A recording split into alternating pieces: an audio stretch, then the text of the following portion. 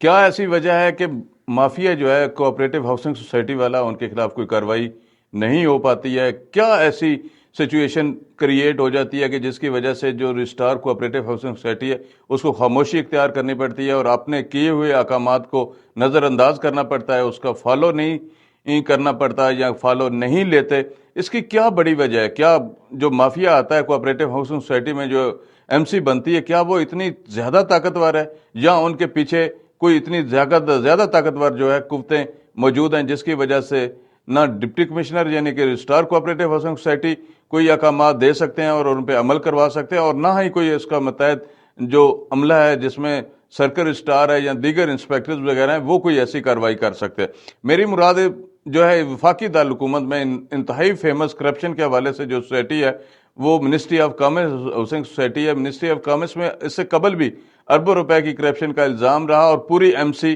جو ہے وہ جیل گئی۔ یہ کہانی جو ہے یہ عام زد و عام ہے، یہ ہر بندے کی زبان پہ یہ لفظ ہیں، لیکن یہ جو مافیا ہے جو پہلے جیل جا چکا ہے اب بھی دوبارہ ساز باز کر کے وہی مافیا اب دوبارہ برسر اقتدار ہے، اور جس دن سے انہوں نے ministry of commerce housing society کا چارج دوبارہ سے سنبھالا ہے اس دن سے کرپشن کی ایک نئی داستان جو ہے وہ شروع ہو گئی ہے، جس پہ جو ممبران سوسائٹی ہیں ان میں سے متعدد نے درخواستیں بھی دیں، رجسٹرار کوآپریٹو ہاؤسنگ سوسائٹی کو بھی اپلیکیشنیں دیں، ایف آئی اے بھی دیں، نیب بھی اپلیکیشنیں دیں، لیکن کوئی حل جل نہیں ہے۔ کیا ایسی وجہ ہے؟ کیا ایسی سچویشن کریٹ ہوئی ہے؟ کیا ایسا خوف ہے کہ اگر ہم جو سیکٹری ہیں ministry of commerce housing society کے مظہر اس کو چھیڑیں گے تو کیا قیامت آ جائے گی؟ اس کے خلاف کیوں کارروائی نہیں ہو سکتی؟ وہ ایک لیٹر بھی منظر عام پہ آیا ہے جس کو جو سابق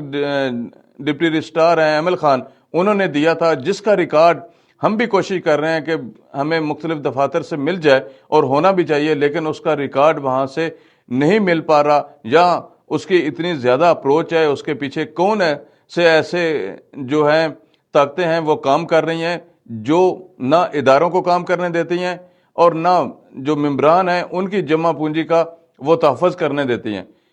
اگرچہ ہم اس بات کو سوچیں اور یہ سمجھیں کہ ڈپٹی کمشنر اسلام آباد یعنی کہ رجسٹرار کوآپریٹو ہاؤسنگ سوسائٹی جو ہے انہوں نے متعدد بار مختلف احکامات جاری کیے، لیکن ان میں سے کوئی بھی ایسا حکم نامہ نہیں ہے جس پہ مکمل طور پہ آج تک جو ہے عمل ہو سکا، اور نہ ہی ان کی طرف سے مار کی گئی متعدد درخواستیں، جس میں سے ضلع کونسل اٹک کی طرف سے متعدد جو سوسائٹیز ہیں ہاؤسنگ سوسائٹی ہیں ان کی جیلی ہونے کی نشاندہی کی گئی، ان کے دفاتر وفاقی دارالحکومت میں قائم ہیں، ان کے ایڈریس دیے گئے، اور وہ جو لیٹرز آئے ضلع کونسل اٹک سے تو اس پہ ڈپٹی کمشنر اسلام آباد نے اس کو مارک بھی کیا مختلف اے سی صاحبان کو، لیکن آج تک اس پہ بھی کوئی کارروائی عملی طور پر نظر نہیں آئی۔ میں نے گزشتہ دنوں اے سی سٹی اور اے سی صدر سے بھی بات کی اس حوالے سے، کیونکہ سٹی کے علاقے میں بھی متعدد جیلی ہاؤسنگ سوسائٹیز کے دفاتر ہیں اور صدر کے علاقے میں متعدد ایسے جیلی ہاؤسنگ پروجیکٹ کام کر رہے ہیں جو لوگوں کو لوٹنے میں مصروف ہیں، اوورسیز پاکستانی کو وہ دھوکہ دیتے ہیں، لیکن اس پہ بھی کوئی جو کارروائی مجھے نظر نہیں آئی، نہ ہی جو متعلقہ اے سی صاحبان ہیں انہوں نے کوئی کارروائی کا بتایا، صرف یہی کہ ہمیں پتہ نہیں ہے، ہم نے مار کی، ہمیں مار کوئی درخواستوں کے ڈائری نمبر ان کو دیے گئے، لیکن پھر بھی ان پہ کوئی کارروائی عمل میں نہ لائی جا سکی، یا اگر کوئی کارروائی کی ہے تو اس کو کیوں چھپایا گیا ہے، کیوں ایسا اسے منظر عام پہ آنے سے روکا جا رہا ہے؟ کیا وہ مافیا اتنا طاقتور ہے؟ اسی طرح جو ہے میں بات کروں جس طرح میں ذکر کر رہا تھا کہ ministry of commerce housing society کی، کیونکہ مظہر اس سے قبل بھی جیل جا چکے ہیں کرپشن کے الزام میں، اب دوبارہ رانا فرید اور انہوں نے ساز باز کی، رانا فرید کے بھائی کو صدر بنایا گیا، اور کس طرح صدر بنایا گیا یہ بھی انشاءاللہ تعالی اگلے پروگرام میں آپ کو بتائیں گے کہ کون سے صدر کو ہٹایا گیا، کس کو بلیک میل کیا گیا، اور اپنے ساتھیوں کو بلیک میل کر کے ان کے کندھوں پہ پاؤں رکھ کے مظہر کس طرح سیکٹری بنا، اور سیکٹری بننے کے بعد کون کون سی ایسی جیل سازیاں ہیں جن میں سے متعدد کی ہم نشاندہی کر بھی چکے ہیں اور ثبوتوں کے ساتھ آپ کو بتا چکے ہیں کہ کس طرح سے کرپشن کا بازار اس نے گرم کیا اور کس طرح سے مزید اس کو آگے لے کے جا رہا ہے۔ جیلی فائلوں کی کہانی ہم نے آپ کے سامنے رکھی۔ آج ہم وہ بھی بات کریں گے جو ایف آئی اے سے متعلق ہے، جو ایف آئی اے میں ان کے حوالے سے انکوائری چل رہی ہے وہ کیوں خاموش ہوئی، ایف آئی اے اس پہ کیوں خاموش ہے۔ یہ ساری چیزیں جو ہیں وہ جاتی جو مڑ کے ڈپٹی کمشنر اسلام آباد یعنی کہ رجسٹرار ہاؤسنگ سوسائٹی کی طرف جاتی ہیں۔